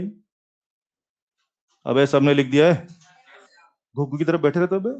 सबने लिख दिया? बोले पता है क्या है तुम्हारी ऐसी की तैसी है, मास्टर ही बोलेगा बे। कोई बेटा पेन मुंह में लगा के बैठा हुआ है, बोले कि हाँ बस मजा आ रहा है, बोले अमृत मिल रहा है यहाँ पे बस। बैठा बैठा पेन मुंह में लगा के बैठ जाता है, पीछे पीछे जाके अबे घनश्याम इसमें से क्या है बे, इसमें क्या स्वाद आ रहा है तेरे को? ये ले बड़ा पेन ले ले, ये ले ले डस्टर ले ले, ये ले ले। पेन मुंह में लगा के बैठा रहता है? तुमने देखा है कोई डॉक्टर अपन जाते हैं पेशेंट को बोले पेन खा, हाँ बोलो क्या हुआ है आपको, चेक कराओ जरा, ऐसे ऐसे बोलते हैं कि? मैं तो नहीं देखा आज तक। भूख लगी तेरे को, ये डस्टर खा ले। बॉडी लैंग्वेज ही ठीक नहीं है। हाँ सुनो भाई, वापस से बोलता हूँ, सॉलिड सिलेंड्रिकल वायर के सारे फॉर्मूला आपके सामने आ गए। फॉर्मूला तो आपको याद होना ही चाहिए ना, द मंत्र इज, क्या बताएं तुम्हें? हाँ तुम तो चाहते हो ही बता दो सारी, हाँ सारी राज की बात भी बता दो। हाँ ठीक है, चलो सुने। मंत्र इज, देखो एक बार मेरी बात को अच्छे से सुन लीजिए ताकि जहां पर डायरेक्ट आंसर दे। देखो ये है ना अपना बीएसएल, ये है ना, सॉरी सॉरी एसीएल, ये हो रहा है ना अपना, ये एसीएल हो गया। एसीएल में हम लोग क्या कर रहे हैं, लार्ज चीजों की वजह से मैग्नीट्यूड कैलकुलेट कर रहे हैं। मंत्र इज, ज्यादा करंट घेरोगे ज्यादा माहौल बनेगा, कम करंट घेरोगे कम माहौल बनेगा, और जीरो करंट घेरोगे तो जीरो माहौल बनेगा। बात पक्की हो गई है? फिर सुन लीजिए, ये आपका एसीएल है जो कि आजकल आप पढ़ रहे हो। और एसीएल में आप देख रहे हैं समेशन आई में क्या आता है, सारा करंट या घिरा हुआ करंट, घिरा हुआ करंट। और अगर यही बात है तो मुझे एक मंत्र दे देना चाहिए, ज्यादा करंट घेरोगे ज्यादा माहौल बनेगा, कम करंट घेरोगे कम माहौल बनेगा, और जीरो करंट घेरोगे तो जीरो माहौल बनेगा। एक बात।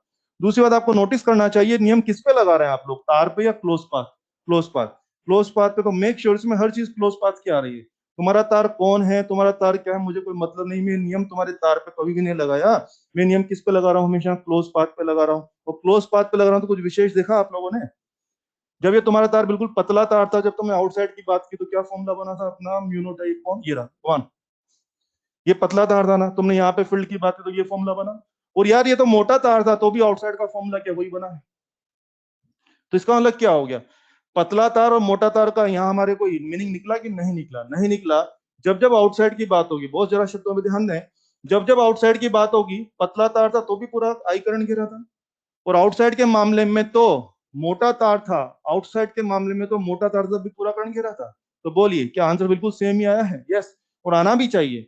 मुझे पता है कि यहाँ पे तुम्हारे तार के अंदर रेडियस भी है, लेकिन मैं क्या करूं, मेरे इस फॉर्मूला में, मेरे इस ACL के अंदर तुम्हारी रेडियस डालने का कोई गुंजाइश नहीं है, क्योंकि नियम तार पे तो लगता ही नहीं है। तो तुम्हारा तार पतला था कि तुम्हारा तार मोटा है, आउटसाइड के मामले में कोई फर्क नहीं पड़ता है, क्योंकि पतला तार होगा तब भी आउटसाइड के लिए तो पूरा करंट घेरोगे, और मोटा तार होगा तब भी आउटसाइड के लिए। हमेशा की बात नहीं कर रहा हूँ, केवल आउटसाइड की बात कर रहा हूँ। तो मुझे लगता है जब जब आउटसाइड पॉइंट पे स्टडी करोगे, जब जब आउटसाइड पॉइंट पे स्टडी करोगे, तब तब तुम्हारा तार पतला है कि तुम्हारा तार मोटा है कि कम रेडियस है कि ज्यादा रेडियस है, काम की बात की बकवास बकवास।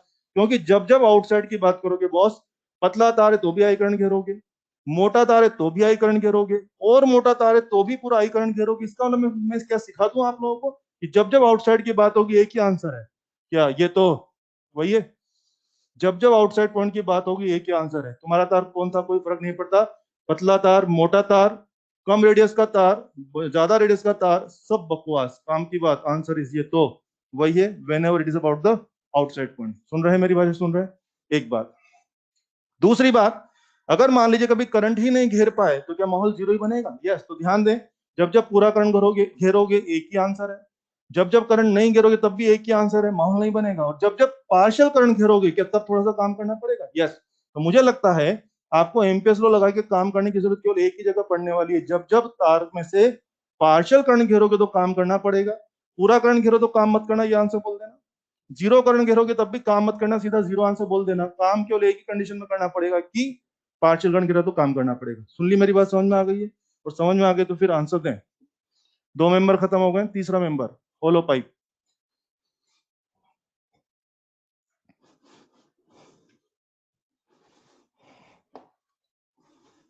तीसरा मेंबर होलो पाइप, वही जो सिलेंड्रिकल वायर था ना, वो सॉलिड था, वो क्या होने जा रहा है? Hollow pipe. What does it mean?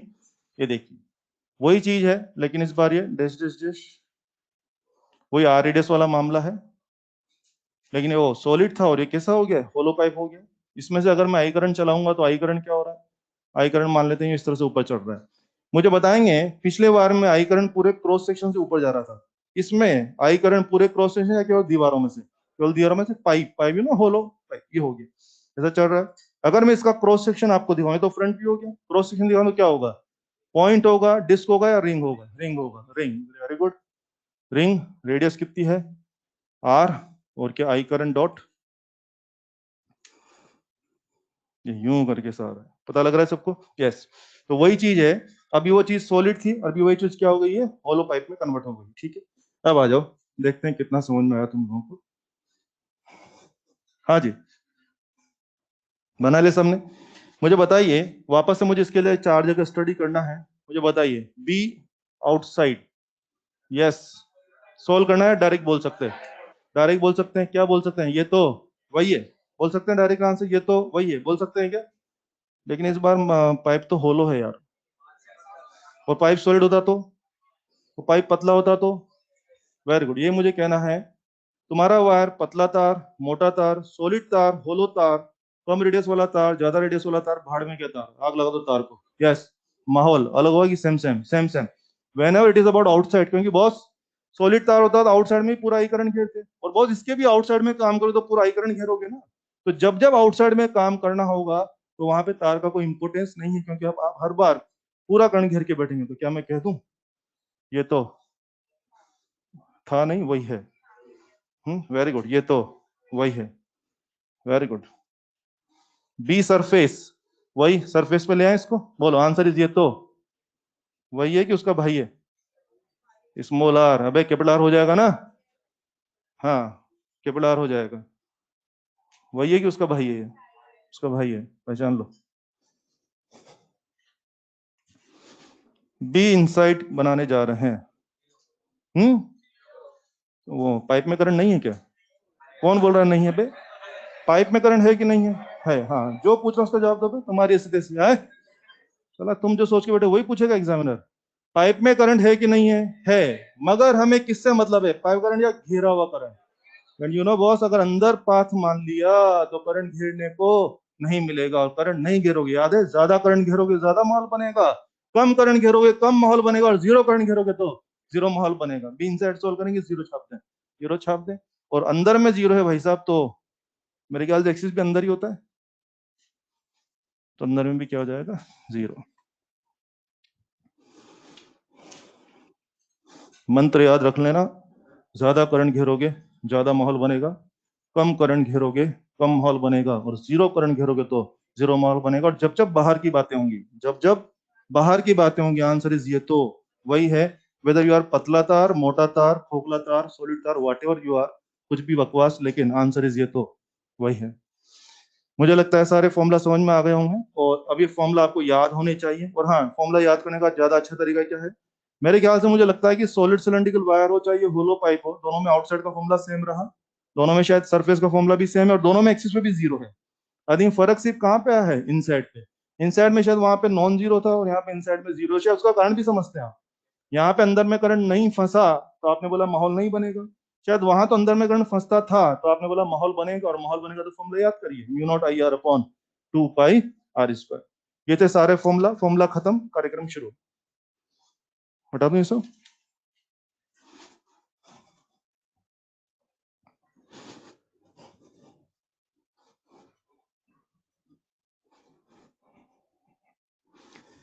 सबसे पहले ग्राफ ग्राफ खेल लेते हैं, आ जाओ। यस, सॉलिड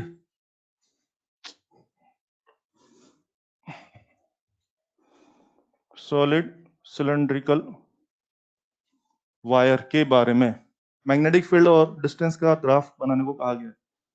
हाँ जी, ये रे फॉर्मूला। बोलिए, बाहर क्या चल रहा है, 1/r, और अंदर में क्या चल रहा है बच्चे, proportional to R, solid cylindrical. Come on, तो अंदर में ये चल रहा है, तो अंदर तो क्या हो जाएगा, लीनियर। बाहर क्या हो जाएगा, 1/r, कैसा, रेक्टेंगल हाइपरबोला, जैसा कि साक्षात। कमान कमान, जैसा कि साक्षात। पहचानते हो आप लोग, कमान, कौन है ये, साक्षात है, हाथ जोड़ सकते हो। बहुत बढ़िया, दिस इज साक्षात। बच्चे ये हो रहा है B proportional to R, of course this is B max, and this is B proportional to 1/r। अपने एग्जाम का क्वेश्चन ये, अपने नीट में आया हुआ क्वेश्चन, 4 फोटो छाप दी, बोले पसंद करो, पढ़ लेना पसंद। नहीं करोगे? अरे क्यों नहीं करेंगे? अरे पसंद है तो मार्क्स नहीं मिलेंगे। अरे ये अपने एग्जाम का क्वेश्चन है, संभाल लेंगे, और जो फॉर्मूला मुझे आया तो आराम से बन जाएगा। और देखो सारी बात हुआ आ रही है, ये देखो, स्मॉल आर जीरो, यानी क्या हो गया, एक्सिस, एक्सिस पे कितना था, जीरो था। ये क्या हो गया बच्चे, सरफेस, ये एक्सिस है और ये सरफेस है, तो क्या सब इनसाइड पॉइंट हो गए, और सब क्या हो गया, आउटसाइड। तो एक्सिस पे जीरो है, इनसाइड पे क्या बी प्रोपोर्शनल टू आर चल रहा है, बी प्रोपोर्शनल टू आर। तो सर्फ एक्सिस से सरफेस तक आएंगे तो लीनियरली बढ़ता गया बढ़ता गया बढ़ता गया, और सरफेस के बाद 1/r हो रहा है, यानी कम हो रहा है। तो पहले बढ़ता गया फिर कम होता गया, अगर कोई चीज बढ़ते बढ़ते कम होने लग जाए तो जहां पलटी मारा है क्या वो मैक्स रहा होगा। तो मैं समझ गया कि मोटा तार के मामले में बेस्ट मैग्नेटिक फील्ड कहाँ बनता है, सरफेस पे बनता है, ये हमें पता हो गया। बेटे ये सॉलिड सिलेंड्रिकल वायर का ग्राफ था। अगर मुझे होलो पाइप का ग्राफ बनाने को कहा जाए, होलो पाइप बना बना लेंगे अब तो। आई थिंक होलो पाइप का ग्राफ ये बनना चाहिए, बी और R, this is B max, this is B proportional to 1/r। Yes, देख लो ना, अंदर में माहौल बना है कि सूखा पड़ा हुआ है, सूखा पड़ा पूरा अंदर में, सूखा पड़ा हुआ है। माहौल सबसे पहले कहाँ बना, सरफेस पे, उसके बाद 1/r से वो लगातार कम होता है। ये कौन है, हाइपरबोला, साक्षात या जैसा, ये सब साक्षात है।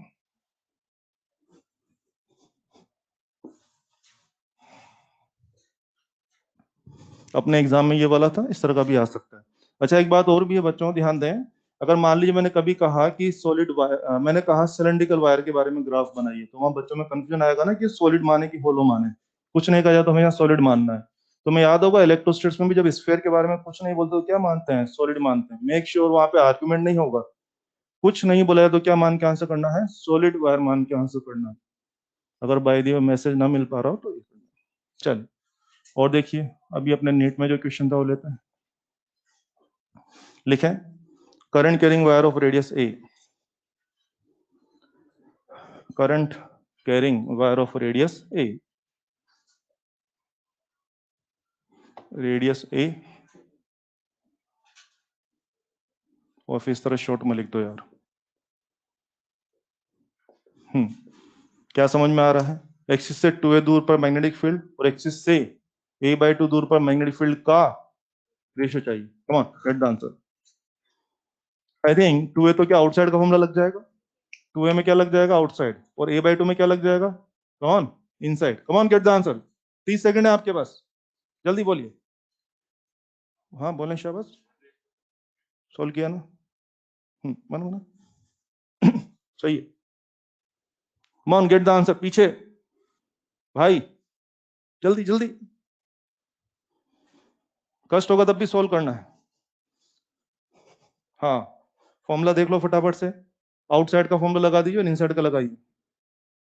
सही है, बराबर, वेरी गुड। हाँ बोले, बोलिए कितना आ रहा है? पीछे लड़की बोलो। 1-1 आ रहा है, श्योर आ रहा है आपका? इधर भाई आपका 1-1 आ रहा होगा, चेक करो जल्दी से। ये अभी 1-2 साल पहले अपने एग्जाम में आया हुआ क्वेश्चन है। सुनो, क्या कर रहे होंगे आप इसके लिए? आउटसाइड, आउटसाइड का फॉर्मूला क्या है बेटा? Mu not I upon 2 pi outside distance, या आउटसाइड का मतलब inside, mu not I R, R क्या हो गया? a/2 upon 2 pi a square. ये हो गया। चांस वाली बात है कि दोनों का रेशियो कितना आ रहा है? 1-1। वैसे एक बात है, ये एग्जाम का आंसर 1-1 तो आ गया। क्या आपको लगता है 1-1 आंसर पॉसिबल है? ऐसा लगता है आपको 1-1 आंसर पॉसिबल है? यस। 1-1 आंसर का मतलब पता है क्या हो रहा है? कि बाहर में जो फील्ड है वो अंदर में फील्ड है। क्या ग्राफ देख के लगता है कि मोटे वायर के मामले में अंदर और बाहर फील्ड सेम आ सकता है? एक बार या कई बार आ सकता है? कई बार। इधर देखो आप, बोलो, क्या इन दोनों पॉइंट पे फील्ड सेम हो रहा है? क्या इन दोनों पॉइंट पे भी फील्ड सेम हो रहा है? क्या इन दोनों पॉइंट पे फील्ड सेम हो रहा है? यस। तो भाई साहब, अगर अंदर और बाहर का फील्ड अगर सेम आ गया है तो यहाँ हमारे पेट में दर्द नहीं होना चाहिए। और ऐसा जरूरी नहीं कि एक ही बार हो, क्या एक और भी कई बार ऐसा हो सकता है कि जो फील्ड अंदर बने वही फील्ड कहाँ आ जाए? बाहर आ जाए, जैसे ग्राफ से मुझे पता लग रहा है। क्लियर? ओके। अपने एग्जाम में एक क्वेश्चन था, अगर ये क्वेश्चन ये होता, अगर ये क्वेश्चन होलो पाइप के बारे में होता, बोलो बच्चे क्या आंसर लेते हैं? बोलो, जीरो या इनफाइनाइट? यस। अंदर तो यहाँ तो क्या बनता? Non zero. नहीं नहीं सॉरी, हाँ, बाहर तो क्या बनता? Non zero. और अंदर क्या बनता? जीरो। क्या आंसर इनफाइनाइट हो जाता? वो देखना पड़ेगा।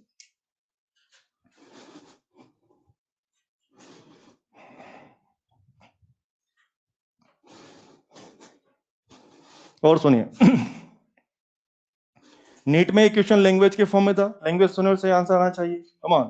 For a current carrying hollow pipe, for a current carrying hollow pipe, चार लैंग्वेज में चार ऑप्शन में। Come on. Magnetic field at axis is zero.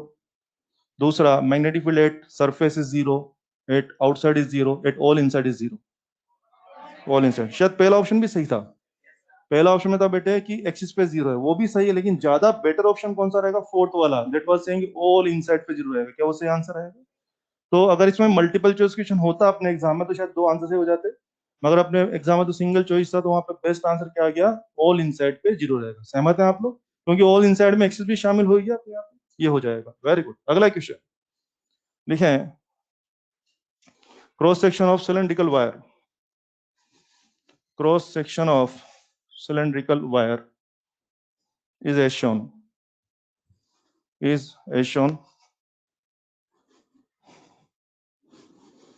is as shown.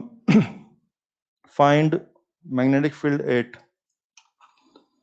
find magnetic field at smaller distance from axis, at smaller distance from axis, where, from axis where, बस where बोल के आ जाओ मैदान में। Exam में ये photo दिया था, तो मुझे खूब सारी बातें करनी है। सबसे पहले तो आप मुझे बताइए क्या क्या दिख रहा है? Cross section wire of cylindrical wire दिया हुआ है, आई करंट के डॉट में बाहर आ रहा है। आओ, क्या लगता है कैसा वायर है? ये पूरा सॉलिड है, पूरा होलो, या बीच वाली कंडीशन? बीच वाली। आई थिंक इसको हम होलो वायर तो बोल सकते हैं, लेकिन आई थिंक इसकी दीवारों में दो रेडियस है। इनर दीवार की रेडियस क्या है? ए है, और आउटर दीवार की रेडियस क्या? बी है। मैंने जो अभी होलो पाइप लिया था उसमें तो सिंगल रेडियस थी शायद। मैंने जो होलो पाइप लिया उसमें सिंगल रेडियस थी। इसकी दीवारों में एक रेडियस की दो रेडियस, ये सीन हो गया। और ये सीन है, और आई करंट चल रहा है। मुझे बता देंगे करंट कहाँ से गुजर रहा होगा? पूरा क्रॉस सेक्शन या मटेरियल पोर्शन में से? जो ये मैंने शेडेड दिखा ना, केवल वहां वहां से करंट गुजर रहा है, मानते हैं आप लोग? और एकदम आई करंट यूं करके यूं आ रहा है आपकी तरफ। दिख रहा है सब लोगों को? आई करंट यूं करके यूं आ रहा है, पीछे वाले यूं हो सकते हैं थोड़ा सा। ठीक है, चलिए। अब इसकी वजह से हमें सेंटर से स्मॉल आर दूर पर में फील्ड जानना है। इंजीनियरिंग में आया क्वेश्चन है, वहां एक ही सवाल था, मैं 4-5 पूछूंगा। आइए, फर्स्ट पहला क्वेश्चन है बेटे, R more than B. Yes, मैंने कहा कि सेंटर स्मॉल आर दूर पे बताइए, और पहला क्वेश्चन मैंने मार दिया। Come on, R more than B. क्या मैं यहाँ की बात कर रहा हूँ? बोलो भाई, सोल्व करना है कि कम ऑन कम ऑन। ये तो क्योंकि मामला कहाँ का चल रहा है भाई साहब? आउटसाइड का। आउटसाइड का मामला है तो आंसर इज ये तो वही। लेकिन एक दिक्कत है यार, इसमें दो दो रेडियस है। नहीं नहीं, दो रेडियस, दो रेडियस है भाई साहब इसमें। यस, और अगर एक रेडियस होती तो वो पूरा सॉलिड होता, तो वो पतला तार होता तो। यस, वही मुझे कहना है। जब जब आउटसाइड के मामले हैं तुम्हारा तार गया भाड़ में। जब जब आउटसाइड के मामले तुम्हारा तार गया भाड़ में। पतला तार, मोटा तार, कम रेडियस तार, ज्यादा रेडियस तार, होलो तार, सॉलिड तार, आग लगा दो तार को, तार से मतलब नहीं है। जब जब आउटसाइड का मामला है बॉस, क्या पूरा करंट घेरोगे?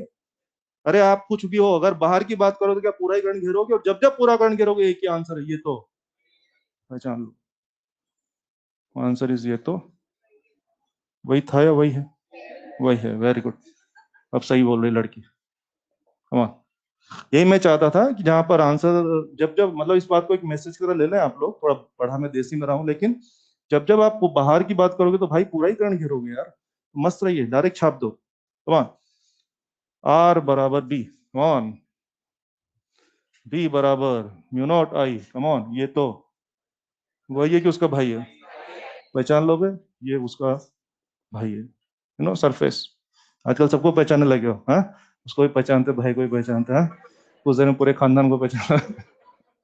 बहुत बढ़िया, बिल्कुल सही जा रहा है। थर्ड। बच्चे, एग्जाम में सिर्फ ये सवाल था, मैंने ऐसे ही पूछ लिया आपसे ज्यादा सवाल। एग्जाम में केवल ये थर्ड वाला सवाल था, ठीक है? आ जाओ जरा, इधर आ जाओ यार।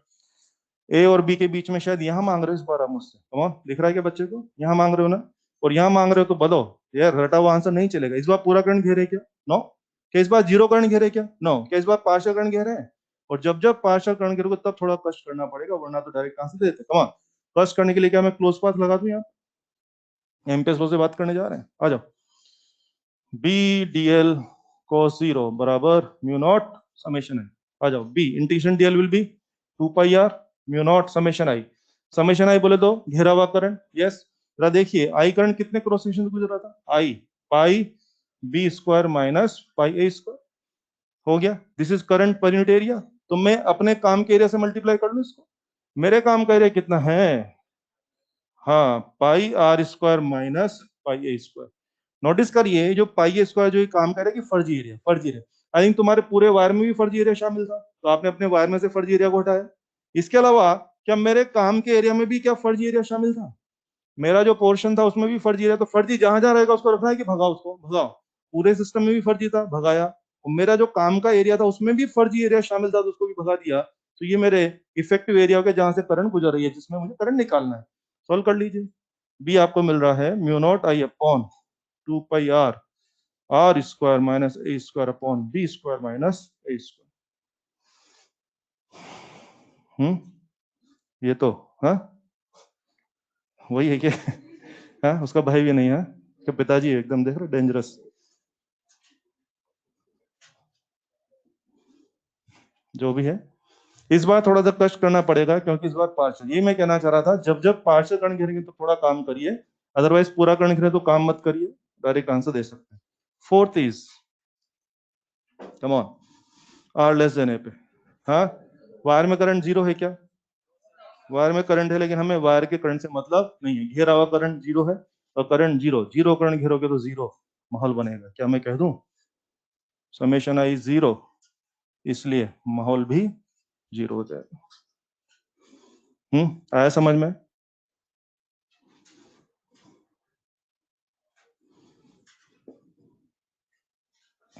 आया समझ में? आया बच्चों को? चलिए, सब लोग कंफर्टेबल हैं? कंफर्टेबल हैं, कर सकते हैं ऐसे सवाल? चलिए, एक और सवाल लीजिए। लिखे हैं current carrying wire, current carrying wire, साथ में ये फोटो दिया हुआ है,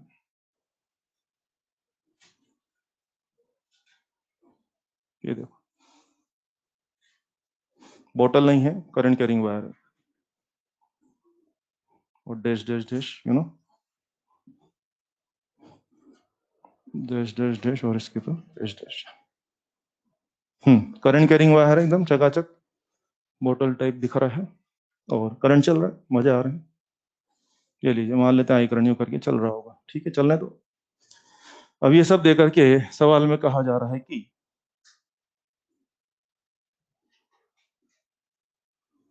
that this is B1, that this is B2, that this is B3। हमसे पूछ रहे हैं कि ये जगह पे फील्ड B1 है, ये जगह पे फील्ड B2 और ये जगह पे फील्ड B3 है, ठीक है।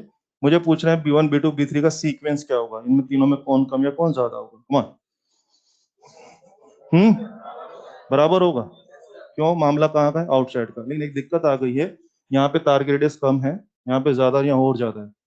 कम ऑन, जब जब आउटसाइड की बात होगी, पतला तार, मोटा तार, कम रेडियस तार, ज्यादा रेडियस तार, पोलो तार, सॉलिड तार, भाड़ में गया तार, मामला कहाँ का, आउटसाइड। वेरी गुड, पहचानने लगे आजकल, ये तो वही है, देख, वेरी गुड, शाबाश। ये तो वही है, क्या मैं कह दूं, B1 बराबर B2 बराबर B3 बराबर, ये तो वही है, देखो, एक्सपर्ट हो गए आप लोग, बहुत बढ़िया। अब तो एम्पेयर से भी बात नहीं करना, डायरेक्ट देखते बता दे, ये तो वही है। अब आपने ये तो बोल दिया कि ये तो वही है। हाँ, B1 B2 B3 कहाँ से है? वो पता है, अगर जैसे मैंने आपको सिखा दिया, किसी आदमी को काम भी करना तो कैसे होगा आंसर, ये तो वही है क्यों आएगा, सुन लीजिए भले। भाई यहाँ पे करने के मैं क्लोज पाथ बनाऊंगा, ये हो गया इसका क्लोज पाथ, इसका होगा क्लोज पाथ, इसका होगा क्लोज पाथ। आओ बच्चे बताओ, इस क्लोज पाथ, इस वाले में भी आई करंट घेरोगे, इसमें भी आई करंट घेरोगे, इसमें भी आई करंट घेरोगे, इस क्लोज पाथ की लेंथ भी 2 पाई आर आएगी, इसकी भी 2 पाई आर और इसकी भी 2 पाई आर। बोलिए, हाँ मुझे पता है आपकी रेडियस अलग अलग है, लेकिन मेरे यहाँ रेडियस का कोई रोल नहीं है, क्योंकि मामला आउटसाइड का चल रहा है। आंसर क्या वाकई में सेम आना ही चाहिए, आंसर सेम आ जाएगा। क्लियर, ये तो आपने बोला, मैं ऐसे ही पूछ रहा हूँ। चलो, ये B4, ये B5, come on, B4 B5 में बोलिए, सेम सेम या कम ज्यादा, कम ऑन, सेम सेम या नॉट सेम। सिर्फ B4 B5 की बात कर रहे हैं, कम ऑन, नॉट सेम, कौन ज्यादा, कौन, बोलिए जल्दी बोलिए, come on, sure, very good. मामला समझ में आने लगा होगा। क्या B4 B5 सरफेस के मामले हैं, और सरफेस के मामले में करंट का क्या फॉर्मूला था, mu nought upon 2 pi R. Surface के मामले में क्या ये फॉर्मूला था, और ये फॉर्मूला था, तो B4 B5 दोनों जगह करंट तो सेम होगा, तो जहां रेडियस कम होगा क्या वहां पर माहौल ज्यादा होगा। तो बोलिए, क्या मैं कह दूं B4 is more than B5, क्या मैं कह दूं ऐसा। पर एक दिक्कत है मेरे को, जब यहाँ करंट आई है, अब आप लोग मत करना यार भैया, यहाँ आई करंट है ना, तो यहाँ तो रेडियस कम हो गई, तो यहाँ करंट कम नहीं होगी क्या, क्रॉस सेक्शन कम हो गया। यार याद है, तुम एक बार पढ़ा था, आई बराबर NEAVD, क्रॉस सेक्शन हो गया तो यहाँ करंट कम हो जानी चाहिए ना। हाँ हाँ, मुझे सुनना है, वेरी गुड, बहुत बढ़िया। मैंने लिखाया था कि वट एवर कंडक्टर यू है, whether it is uniform cross section और non uniform cross section, current will be same at each and every point. याद है आपको, मुझे दिखता है यहाँ आपका क्रॉस सेक्शन ज्यादा है, मुझे दिखता है यहाँ क्रॉस सेक्शन कम हो गया, मुझे दिखता है यहाँ और कम हो गया। अरे होने दो, करंट की वैल्यू सब जगह सेम रहेगी। बहुत सही जा रहे हैं, करंट की वैल्यू सब जगह सेम रहेगी। एरिया का असर करंट पर नहीं पड़ता था क्या, VD पड़ता था। ले, इस तरह से आप कर सकते हैं, ये भी हो जाएगा। चलिए, वेरी गुड, आगे बढ़ते हैं बच्चे। मैंने आपको 3 सिस्टम पढ़ा दिए, अगला सिस्टम पढ़ाने जा रहे हैं, दैट इज सोलेनॉइड, नाम सुना होगा। हम्म, क्रिटिकल है।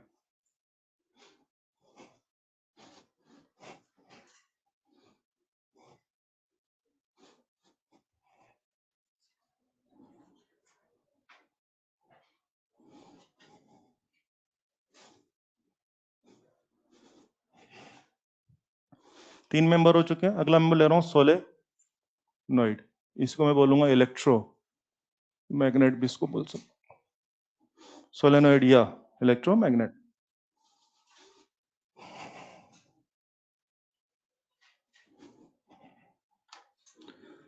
ओके, सोलेनॉइड में क्या होता है, इस तरह का एक इंसुलेटिंग मटेरियल का सिलेंड्रिकल फ्रेम होता है, जैसे पेन है ना, ये प्लास्टिक का है ना, इंसुलेटिंग मटेरियल हो गया, और कैसा शेप है, सिलेंड्रिकल। सोलेनॉइड में इस तरह का इंसुलेटिंग मटेरियल का एक सिलेंड्रिकल फ्रेम होता है, उसके ऊपर हम वायर को, कंडक्टिंग वायर को ऐसा ऐसा करके लपेट देते हैं, जिस तरह जो सिस्टम तैयार होता है उसको बोलते हैं सोलेनॉइड। ऐसा ये हमारे वर्ड्स है। तो क्या मतलब हो गया, अगर इसका फोटो बनाओ तो ये देखिए, ये आपका सिलेंड्रिकल फ्रेम हो गया, ये इसकी एक्सेस हो जाएगी, और इसके ऊपर क्या कर दिया, कॉपर का तार लपेट दिया, कंडक्टिंग वायर लपेट दिया।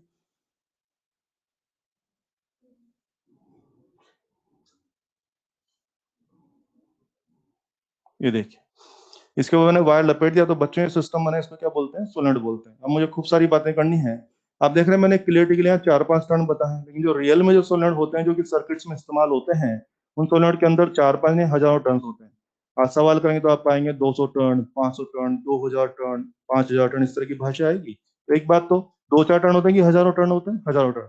और हजारों टर्न हो तो कैसे होंगे, दूर दूर या पास पास, पास पास होंगे। ध्यान दीजिए, जैसे मान लीजिए फ्रेम है, तो दूर जो टर्न होते हैं दूर दूर नहीं होते, बिल्कुल पास पास, बिल्कुल एडजॉइनिंग इस तरह से होते हैं। एक बात। दूसरी बात, मल्टी लेयर में होते हैं। मल्टी लेयर मतलब कैसे, समझिए।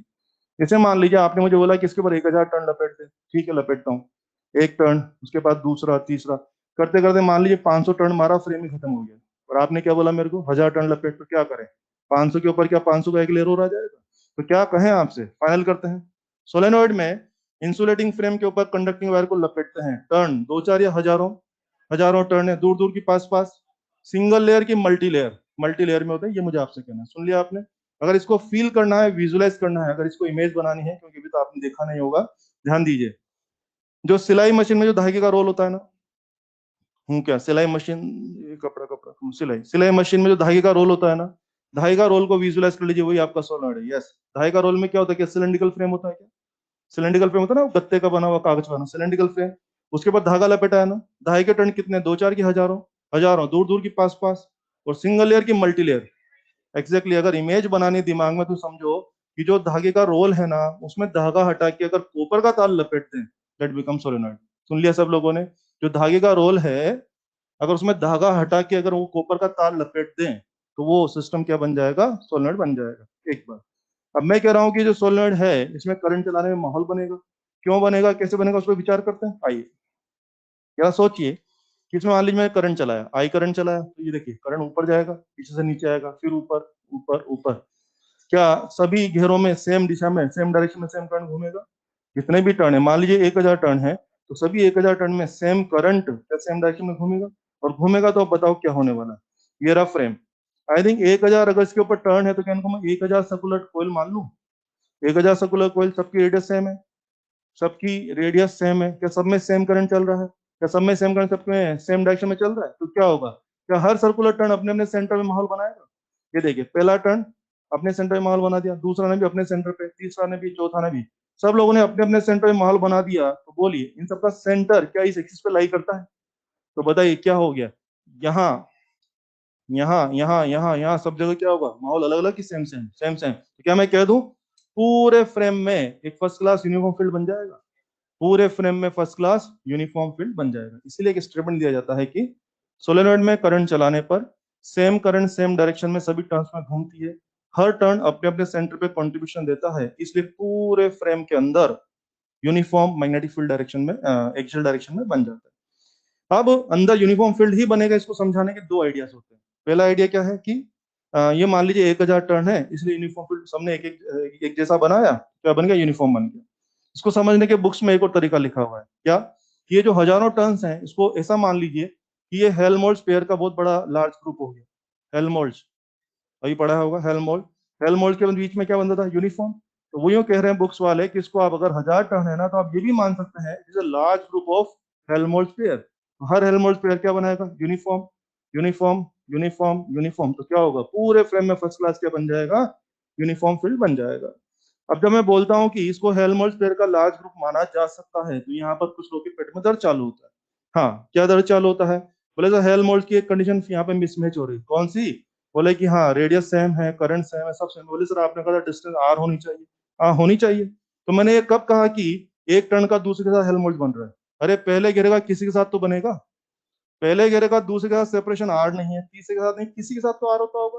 तो मान लीजिए एक का सेटिंग बैठ गया 11 के साथ, तो बोलिए क्या 2 का 12 के साथ, क्या 3 का 13 के साथ, और 4 का 14 के साथ, तो बोलिए क्या large group of Helmholtz pair माना जा सकता है। फिर सुन लीजिए, पहले घेरे का दूसरे के साथ हेल्महोल्ट्ज बनेगा ऐसा मैं नहीं कह रहा, पहले घेरे का किसी न किसी के साथ तो बनेगा ना।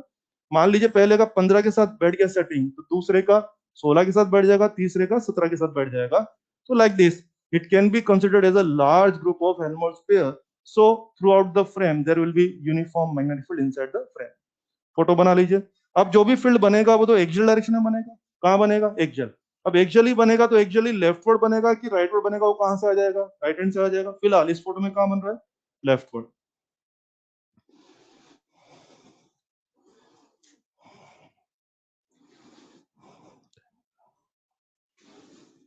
हो गया। चलो इसको अगले लेक्चर में पढ़ेंगे यार, टाइम अभी हो गया है। फोटो तो बना लिया होगा आपने, मैंने शुरू तो कर दिया है, मैं खुश हूँ। ठीक है, अगले लेक्चर में खत्म भी करेंगे। Thank you.